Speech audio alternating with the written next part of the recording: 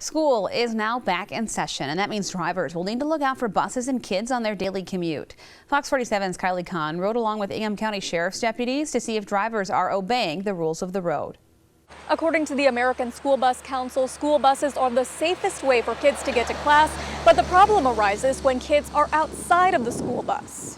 Stephanie Keith is a bus driver for Mason Public Schools. She drives her own child, but considers all of the students her kids. We know their names, their address, everything. And this mom is very protective of her kids. It's very scary to think that even if your child lives in a rural district or a subdivision, they could go home with a friend.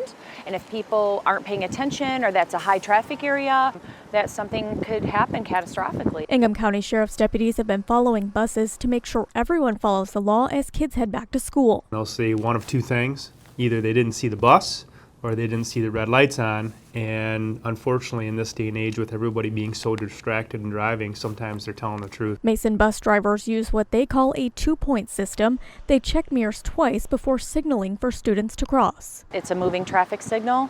When the yellows are on, slow down, be prepared to stop. When the reds are on, we don't want you any closer than 20 feet.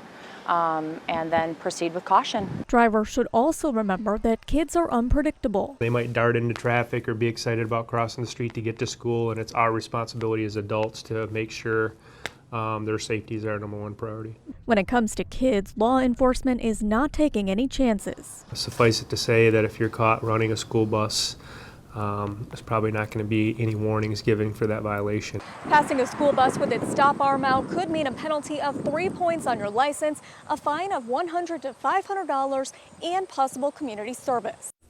And that was Kylie Kahn reporting.